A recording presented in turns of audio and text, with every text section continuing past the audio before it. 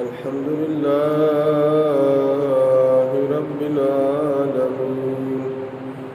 والعاقبة للمتقين والصلاة والسلام على سيد الأنبياء والمرسلين وعلى آله وأصحابه أجمعين أما بعد فأعوذ بالله من الشيطان الرجيم بسم الله الرحمن الرحيم إنما يريد الله ليذهب عنكم الرجس أهل البيت ويطهركم تطهيرا صدق الله العظيم. فقال الله تبارك وتعالى في شان حبيبه مخبرا وآمرا إن الله وملائكته يصلون على النبي يا أيها الذين آمنوا صلوا عليه وسلموا تسليما. الصلاة والسلام عليك يا رسول الله وعلى آلك وصحابك يا حبيب الله. الصلاة والسلام عليك يا نور الله وعلى آلك وصحابك يا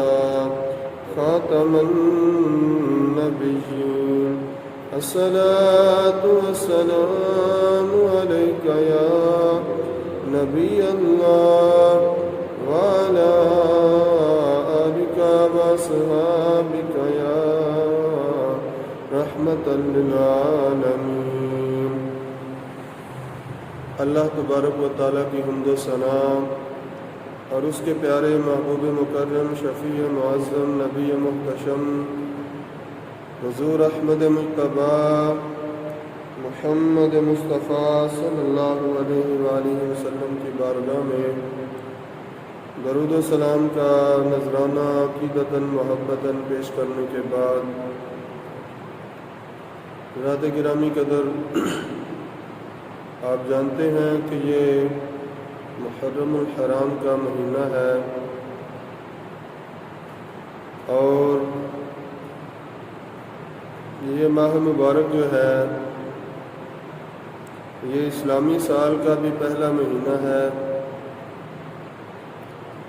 اور اسلامی سال کا آغاز جو ہے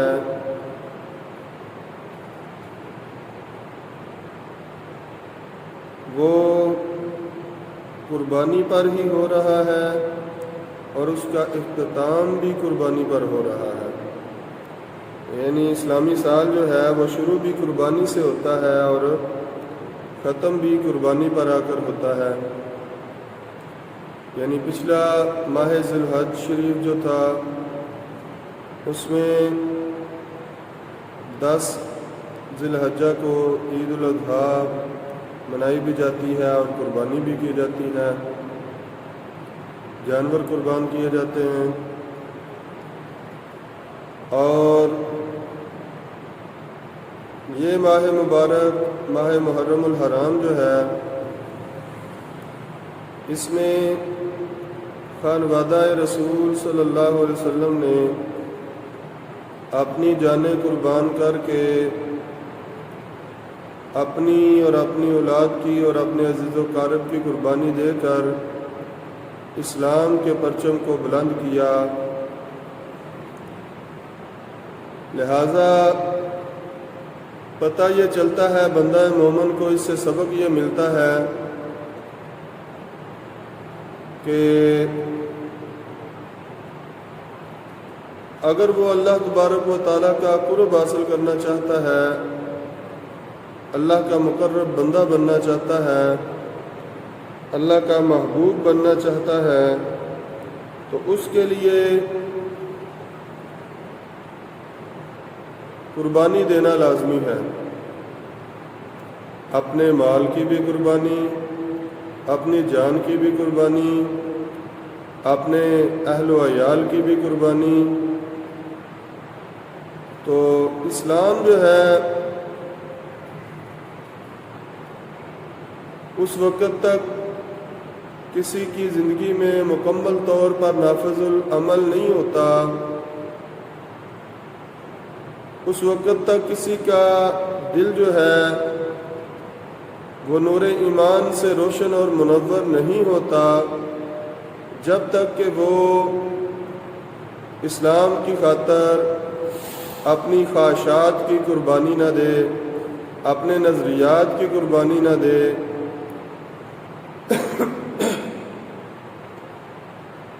ہر موڑ پر،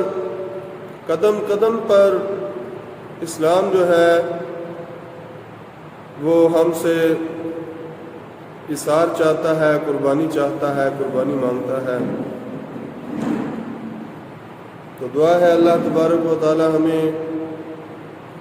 اسلام کی خاطر اپنی خواہشات کی، اپنی نظریات کی اور اپنے تفکرات کی، اپنے آپ کی، اپنے مال جان اولاد ہر چیز کی اسلام کی سربلندی کے لیے قربانی دینے کی توفیق عطا فرمائے۔ اصل سال کے بعد محرم الحرام کے مہینے میں اہل بیت طہار کا ذکر کر لینا اور ان کی یاد منا لینا کوئی بڑا کام نہیں ہے۔ بڑا اور اہم کام تب ہی ہوگا کہ جس مقصد کے لیے سیدنا امام حسین رضی اللہ تعالیٰ عنہ نے قربانی دی، اپنی اولاد کی، اپنے بھائی بہنوں کی، عزیز و اقارب کی، تو جس مقصد کے لیے سید الشہداء سیدنا امام حسین رضی اللہ تعالیٰ عنہ نے اپنا سب کچھ قربان کیا، ہمیں اس مقصد کو زندہ رکھنا ہے۔ جب ہم اس مقصد حسین کو زندہ رکھیں گے تو پھر جا کر ہم امام حسین رضی اللہ تعالیٰ عنہ کی محبت اور ان کے جو مکمل طور پر ان کا جو مشن ہے اس پر عمل پیرا ہوں گے۔ اور ساتھ میں صرف حسینی نام رکھ لینا کافی نہیں ہوتا، حسینی کردار بھی انسان میں پایا جانا لازمی اور ضروری ہے۔ اہل بیت طہار کا خاندان نبوت جو ہے، حضور نبی کریم صلی اللہ علیہ وسلم کے اہل بیت طہار جو ہیں، یہ بڑی مبارک اور بابرکت ہستیاں ہیں۔ اللہ تبارک و تعالیٰ نے ان کو بڑی عزتیں اور بڑی شانیں عطا فرمائی ہیں۔ اگر باقی کی شانیں چھوڑ بھی دی جائیں، باقی کی ان کی عزتیں چھوڑ بھی دی جائیں، لیکن ان کے لیے ایک نسبت ہی کافی ہے کہ وہ اللہ کے پیارے محبوب صلی اللہ علیہ وسلم کے گھر والے ہیں۔ یہ سب سے عظیم نسبت ہے، یہ سب سے عظیم تعلق ہے۔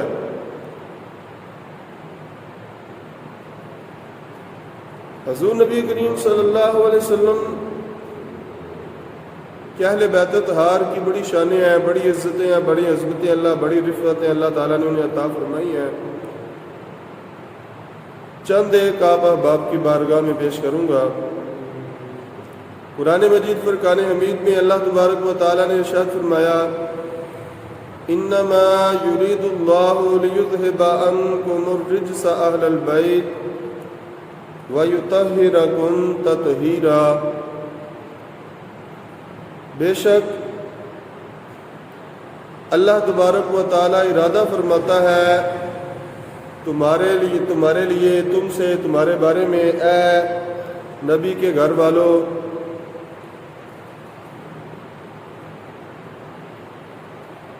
کہ تمہیں آلودگی اور ناپاکی سے دور کر دے اور تمہیں پاک وَيُطَهِّرَكُمْ تَطْهِيرًا اور تمہیں پاک اور خوب صاف اور ستھرا فرما دے۔ اب یہ بات ان میں رکھیں کہ اللہ تبارک و تعالیٰ نے صرف ارادہ فرمایا نہیں ہے، بلکہ اللہ تبارک و تعالیٰ نے حضور نبی کریم صلی اللہ علیہ وسلم کے گھر والوں کو، اہل بیت کو پاک اور صاف کر دیا، مطہر فرما دیا، انہیں پاک کر دیا ہے۔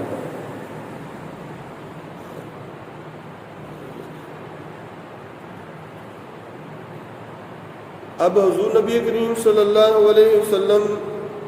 کے اہل بیت اطہار کی شان یہ ہے کہ اللہ تبارک و تعالیٰ نے ہر طرح کی ظاہری اور باطنی گندگیاں، آلودگیاں، نجاستیں، ناپاکیاں جو ہیں ان سے دور فرما دیا اور انہیں پاک اور صاف اور خوب ستھرا فرما دیا۔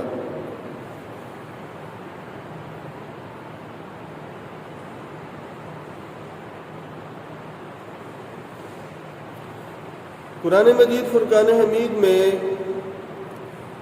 اہل اور آل کا لفظ جو ہے یہ تقریباً 88 مرتبہ مختلف معانی میں استعمال ہوا ہے۔ کہیں پر اس کا معنی متبع بھی آیا، مالک بھی آیا، منتظم بھی آیا، کہیں یہ ہم عقیدہ اور کہیں یہ بیوی کے معنی میں استعمال ہوا ہے۔ اب یہ بھی بات میں رکھنی چاہیے کہ اللہ تبارک و تعالیٰ کی یہ آیت مقدسہ جو ہے اس کا حکم عام ہے، اس میں حضور نبی کریم صلی اللہ علیہ وسلم کے نسبی رشتہ دار اہل بیت جو ہیں وہ بھی اس میں شامل ہوں گے، اور حضور نبی کریم صلی اللہ علیہ وسلم کے سکنا والے اہل بیت جو ہیں وہ بھی اس میں شامل ہوں گے، یعنی بیویاں بھی اس میں شامل ہوں گی، ماں باپ، بہن بھائی، اولاد بھی اس میں شامل ہوگی۔ تو حضور نبی کریم صلی اللہ علیہ وسلم کی صرف اولاد کو لے لینا اور اولاد میں سے بھی صرف سیدہ فاطمہ الزہرا رضی اللہ تعالیٰ عنہ اور حسنین کریمین اور جناب علی المرتضیٰ کو لے لینا اور باقی سب کا انکار کر دینا یا باقی سب کی گستاخی کرنا، بے ادبی کرنا، یہ کہیں بھی اس آیت مقدسہ کے مطابق اور موافق نہیں ہے۔ اگر انما یرید اللہ لیذھب عنکم الرجس اہل البیت ویطہرکم تطہیرا کے فرمان پر ہر طریقے سے عمل پیرا ہونے والا کوئی گروہ ہے جو اس آیت مقدسہ کے مطابق حضور نبی کریم صلی اللہ علیہ وسلم کے تمام اہل بیت طہار کو پاک اور صاف اور منزہ مانتا ہے، تو وہ اہل سنت والجماعت کا گروہ ہے، کہ جو حضور نبی کریم صلی اللہ علیہ وسلم اس آیت مقدسہ کی روح سے حضور نبی کریم صلی اللہ علیہ وسلم کے سارے گھر والوں کو پاک اور صاف مانتے ہیں اور ان کے ساتھ محبت کرتے ہیں، مودت رکھتے ہیں، کیونکہ ایک جگہ پر قرآن مجید میں قُلْ لَا أَسْأَلُكُمْ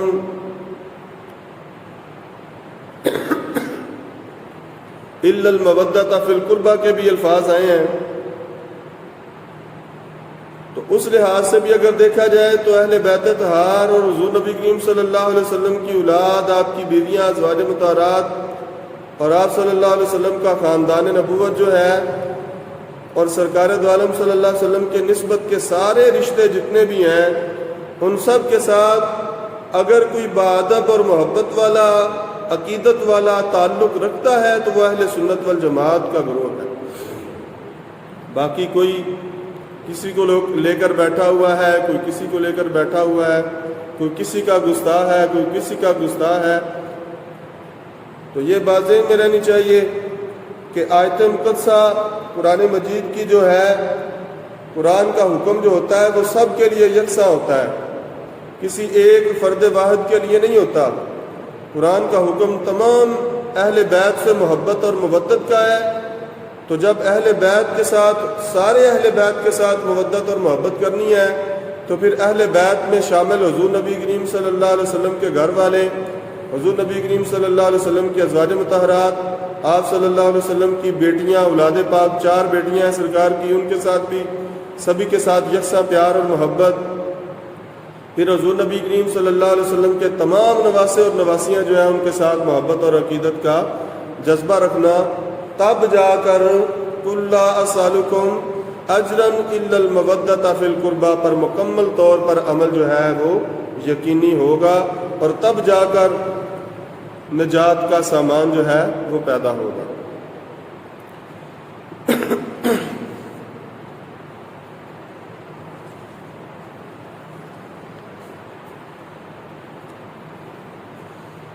حضور نبی کریم صلی اللہ علیہ وسلم کی بے شمار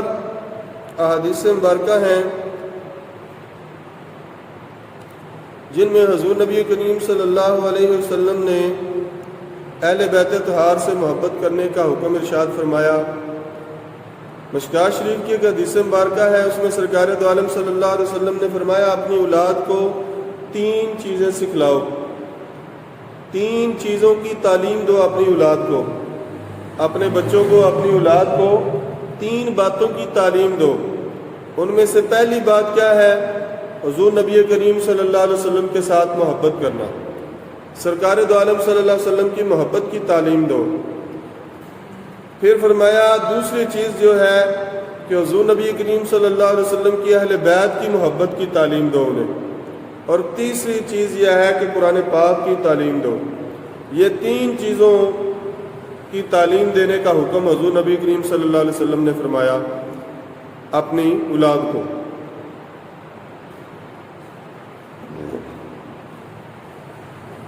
حضرت نافع رضی اللہ تعالیٰ عنہ حضرت عبداللہ بن عمر رضی اللہ تعالیٰ عنہ سے روایت کرتے ہیں کہ حضور نبی کریم صلی اللہ علیہ وسلم نے ارشاد فرمایا،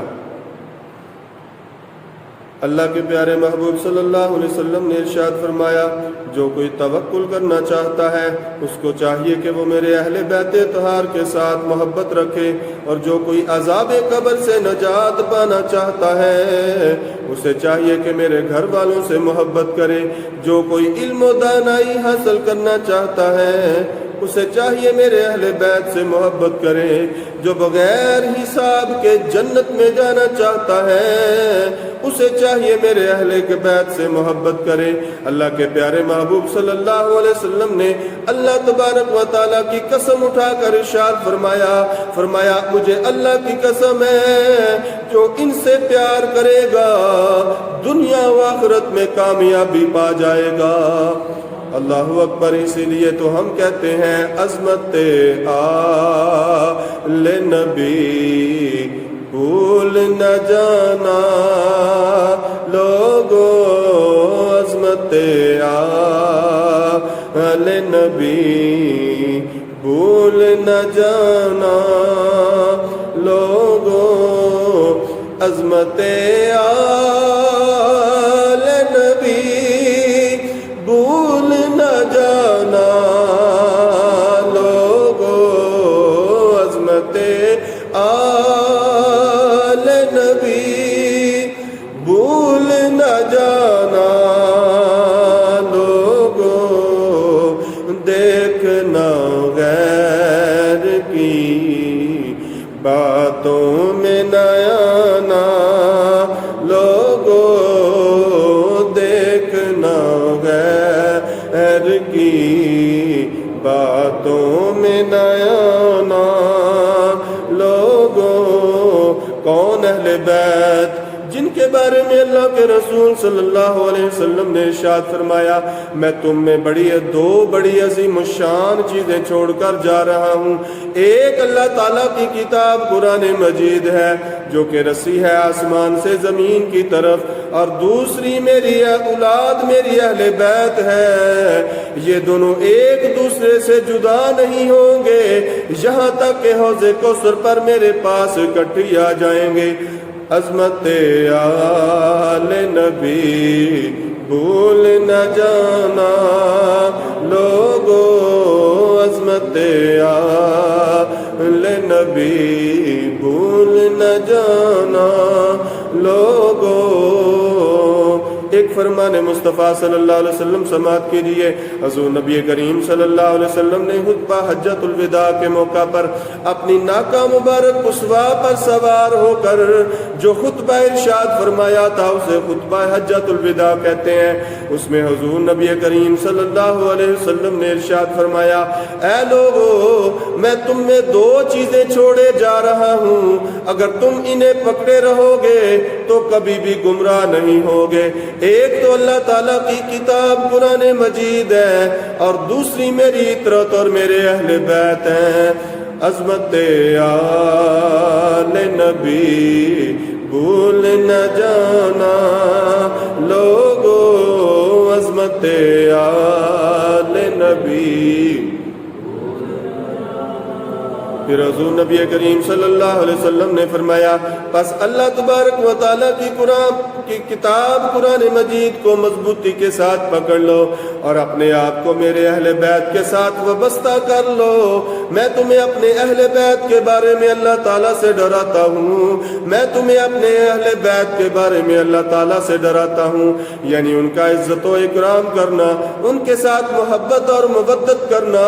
ان کا ادب و احترام کرنا۔ اسی لیے تو ہم کہتے ہیں عظمت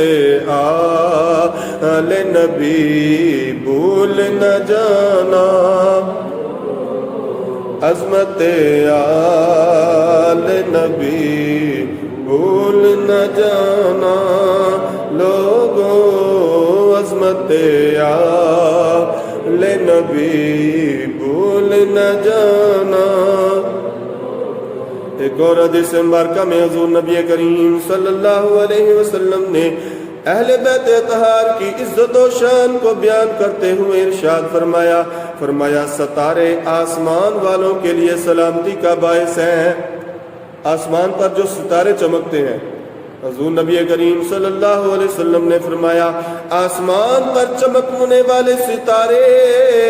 آسمان والوں کے لیے سلامتی کا باعث ہیں، اور جب یہ ستارے جھڑ جائیں گے تو آسمان والے فنا ہو جائیں گے، ختم ہو جائیں گے، آسمان پھٹ جائے گا، آسمان ختم ہو جائے گا، وہاں بسنے والی تمام مخلوق جو ہے وہ فنا ہو جائے گی۔ اللہ اکبر۔ حضور نبی کریم صلی اللہ علیہ وسلم نے فرمایا جس طرح آسمان والوں کی سلامتی کا نشان آسمان پر چمکنے والے ستارے ہیں، اسی طرح زمین پر بسنے والوں کی سلامتی کا سامان جو ہے، نشان جو ہے، وہ میرے اہل بیت ہیں۔ اے لوگو جب تک میرے گھر والے اس زمین پر ان میں سے کوئی ایک فرد بھی چلتا پھرتا نظر آئے گا، اس وقت تک سمجھو اللہ تبارک و تعالیٰ کی طرف سے تمہیں سلامتی ملی ہوئی ہے۔ یعنی حضرت نبی کریم صلی اللہ علیہ وسلم کے اہل بیت طاہر اس زمین پر بسنے والوں کے لیے امن و سلامتی کا نشان ہے۔ اسی لیے تو ہم کہتے ہیں عظمت آل نبی بھول نہ جانا، عظمت آل نبی بھول نہ جانا لوگو، عظمت آل نبی بھول نہ جانا لوگو۔ حضرت ابو ذر غفاری رضی اللہ تعالیٰ عنہ سے حدیث مبارکہ روایت ہے، آپ فرماتے ہیں اللہ کے رسول صلی اللہ علیہ وسلم کو میں نے خود فرماتے ہوئے سنا،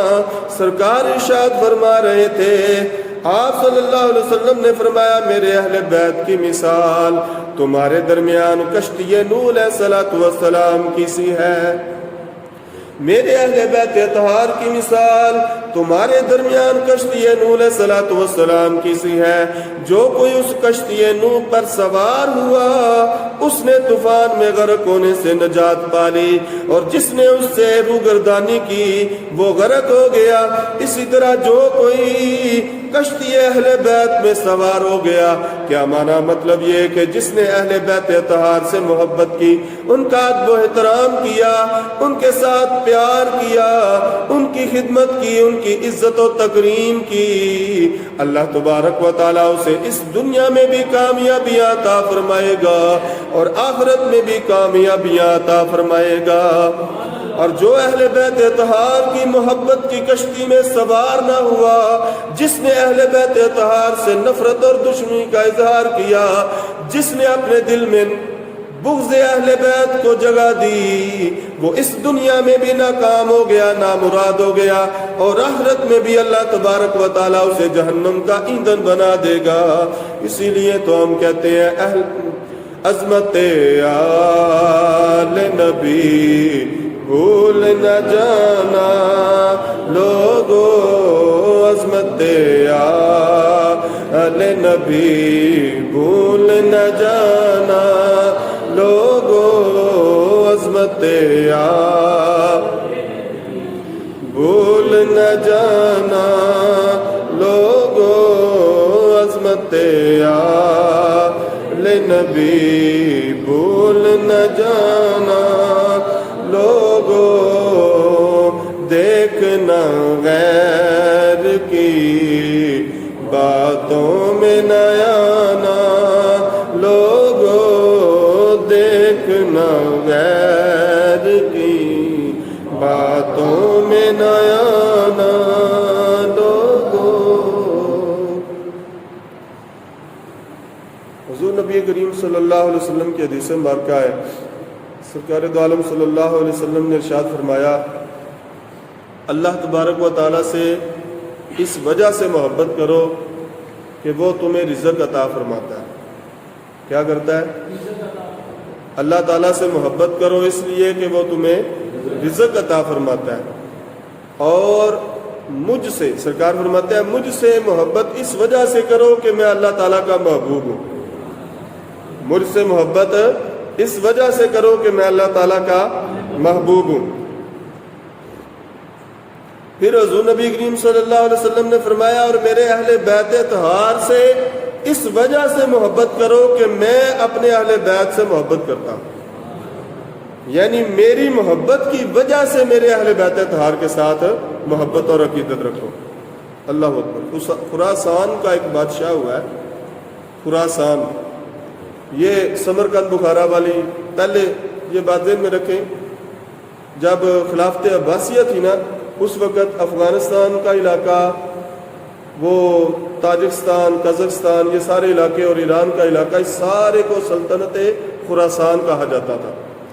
یہ سارا علاقہ سلطنت خراسان کہا جاتا تھا۔ تو خراسان کا ایک بادشاہ تھا، وہ فوت ہو گیا۔ جب وہ فوت ہو گیا نا، تو کسی نے اسے دیکھا کہ وہ جنت میں ٹہل رہا ہے، جنت میں سیر کر رہا ہے۔ تو جس نے خواب میں دیکھا تھا اس نے پوچھا، اس نے کہا، حضرت صاحب تہاڈی کیڑی گل اللہ تعالیٰ نے چنگی لگی ہے؟ کون سی ایسی خوبی تھی جو تیری اللہ تعالیٰ کو پسند آئی اور اللہ تعالیٰ نے تجھے جنت میں داخل کر دیا؟ اس نے کہا کہ اور تو کوئی نیکی نہیں تھی، ایک نیکی ایسی ہے جس کی وجہ سے اللہ تعالیٰ نے مجھے نجات عطا فرما دی۔ صرف ایک نیکی ایسی تھی جس کی بنا پر اللہ تعالیٰ نے مجھے بخش دیا۔ وہ ایک نیکی کیا تھی؟ اس نے کہا وہ ایک نیکی یہ تھی کہ ایک دن میں بیٹھا ہوا تھا اور اہل بیت اطہار بالخصوص سید الشہداء سیدنا امام حسین رضی اللہ تعالیٰ عنہ کی وہ شہادت کا ذکر میں کر رہا تھا۔ وہ منظر سارا میری آنکھوں کے سامنے تھا کربلا کا، اور کربلا کے میدان کو میں نے سامنے رکھتے ہوئے اللہ تبارک و تعالیٰ کی بارگاہ میں یہ خواہش ظاہر کی تھی کہ اے کاش میں اس وقت زندہ ہوتا جب اللہ کے رسول صلی اللہ علیہ وسلم کی اولاد پر ظلم و ستم ہوا تھا، انہیں شہید کیا گیا تھا۔ اے کاش جب امام حسین رضی اللہ تعالیٰ عنہ کربلا معلیٰ میں موجود تھے، اس وقت میں زندہ ہوتا تو میں آپ کے ساتھ مل کر آپ کے دشمنوں کا مقابلہ کرتا، آپ کے ساتھ مل کر آپ کے دشمنوں کا مقابلہ کرتا، آپ کی حفاظت کرتا۔ وہ کہتا ہے صرف یہ خواہش کی تھی میں نے اللہ تعالیٰ کی بارگاہ میں کہ اے کاش مجھے موقع مل جاتا کہ میں امام حسین کے دور میں ہوتا اور امام حسین رضی اللہ تعالیٰ عنہ کے غلاموں میں مل کر ان کے دشمنوں کے ساتھ جنگ کرتا، ان کے ساتھ شہید ہو جاتا، ان کے ساتھ ان کی حفاظت کرتے ہوئے جنگ لڑتا۔ تو وہ کہتا ہے جب میں اللہ تعالیٰ کی بارگاہ میں حاضر ہوا تو اللہ تبارک و تعالیٰ نے صرف اس ایک نیکی کی وجہ سے مجھے بخش دیا اور مجھے جنت میں داخل فرما دیا، صرف ایک نیکی کامیابی کے لیے۔ اور وہ بھی کون سی؟ اہل بیت اطہار کی محبت والی، اہل بیت اطہار کی محبت والی ایک نیکی دنیا و جہاں میں کامیابی کا ذریعہ اور سامان ہے۔ حضرات گرامی قدر، اہل بیت اطہار کی عظمت شانیں بے شمار ہیں، جتنی بھی بیان کی جائے اتنی ہی کم ہے۔ بے شمار روایات ہیں، بے شمار حدیث مبارکہ ہیں۔ حضور نبی کریم صلی اللہ علیہ وسلم نے مختلف مواقع پر اہل بیت اطہار اور بالخصوص جب یہ آیت مبارکہ نازل ہوئی نا، آیت تطہیر جس کو کہتے ہیں، انما یرید اللہ لیذھب عنکم الرجس اہل البیت ویطہرکم تطہیرا، یہ آیت مقدسہ جب نازل ہوئی تو حضور نبی کریم صلی اللہ علیہ وسلم ام المومنین سیدہ ام سلمہ رضی اللہ تعالیٰ عنہ کے گھر میں تشریف فرما تھی۔ سیدہ فرماتی ہیں، سیدہ ام سلمہ اس حدیث کی راوی ہیں، روایت کرنے والی ہیں، وہ فرماتی ہیں کہ حضور نبی کریم صلی اللہ علیہ وسلم تشریف فرما تھے تو امام حسن تشریف لائے، تو حضور نبی کریم صلی اللہ علیہ وسلم نے اپنے اوپر ایک چادر اوڑھی ہوئی تھی، تو سرکار دو عالم صلی اللہ علیہ وسلم نے امام حسن کو اس چادر کے اندر بٹھا لیا، اپنی ران مبارک پر بٹھا لیا اپنی گود میں۔ پھر حضرت حسین رضی اللہ تعالیٰ عنہ آئے تو حضور نبی کریم صلی اللہ علیہ وسلم نے ان کو بھی اپنی گود میں بٹھا لیا۔ پھر سیدہ فاطمہ الزہرا رضی اللہ تعالیٰ عنہ آئی تو حضور نبی کریم صلی اللہ علیہ وسلم نے ان کو بھی چادر کے اندر کر لیا۔ پھر جناب علی المرتضیٰ رضی اللہ تعالیٰ عنہ آئے تو انہیں بھی حضور نبی کریم صلی اللہ علیہ وسلم نے چادر کے اندر کر لیا۔ جب چادر کے اندر کر لیا تو پھر حضور نبی کریم صلی اللہ علیہ وسلم نے اللہ تعالیٰ سے دعا مانگی، عرض کیا یا الہ العالمین یہ میرے اہل بیت ہے، یہ میرے اہل بیت ہے، اے اللہ ان کو بھی خوب پاک اور صاف فرما دے، ان کو بھی خوب پاک اور صاف فرما دے۔ تو بالخصوص حضور نبی کریم صلی اللہ علیہ وسلم نے ان چاروں نفوس قدسیہ کو اپنے اہل بیت میں خصوصی طور پر شامل فرمایا۔ اس کا مطلب یہ نہیں ہے کہ ان چاروں کو داخل کیا تو باقی سارے نکل گئے، ایسے نہیں ہوتا۔ حضور نبی کریم صلی اللہ علیہ وسلم کے تمام نسبی رشتے، سکنا رشتے جتنے بھی ہیں وہ سارے کے سارے اہل بیت میں داخل ہوں گے، اہل بیت میں شامل ہوں گے۔ حضور نبی کریم صلی اللہ، اب دیکھیں نا، کسی سے اگر پوچھا جائے کہ میاں آپ کے گھر والے کیسے ہیں، پوچھتے ہیں نا اکثر ہم ایک دوسرے سے جب ملتے ہیں تو پوچھتے ہیں ہاں جی سناؤ تھوڑے گھر والے کی حال چال ہے، انہوں ٹھیک ٹھاک نے، تو اس میں کیا مراد ہوتا ہے؟ اولاد بھی مراد ہوتی ہے اور بیوی سب سے پہلے مراد ہوتی ہے، بیوی سب سے پہلے مراد ہوتی ہے۔ تو حضور نبی کریم صلی اللہ علیہ وسلم کے اہل بیت اطہار میں سب سے پہلے حضور نبی کریم صلی اللہ علیہ وسلم کے ازواج مطہرات مراد ہے، اس کے بعد پھر اللہ کے رسول صلی اللہ علیہ وسلم کے تمام رشتے جو ہیں وہ اس میں شامل ہوں گے۔ آپ کی چاروں بیٹیاں بھی شامل ہوں گی، آپ صلی اللہ علیہ وسلم کے نواسے اور نواسیاں بھی اس میں شامل ہوں گے، اور آپ صلی اللہ علیہ وسلم کے داماد بھی اس میں شامل ہوں گے۔ لہٰذا صرف ایک گروہ کو، ایک فرد کو مان لینا اور باقی سب کا انکار کر دینا، یہ بھی قرآن پاک کے حکم کے خلاف ہے۔ تمام اہل بیت اطہار جو ہیں ان کو ماننا اور ان کے ساتھ محبت، پیار اور ان کا ادب و احترام کرنا، ان کی عزت و اکرام کرنا، یہ ہم سب پر ہے اور تمام اہل ایمان مسلمانوں پر یہ لازم اور ضروری ہے، اور یہ ہماری محبت، ہمارے ایمان کا جزء لازم ہے۔ اس کے بغیر اگر کوئی سمجھتا ہے کہ اس کا ایمان جو ہے وہ کامل ہو جائے گا تو یہ اس کی کام خیالی ہے۔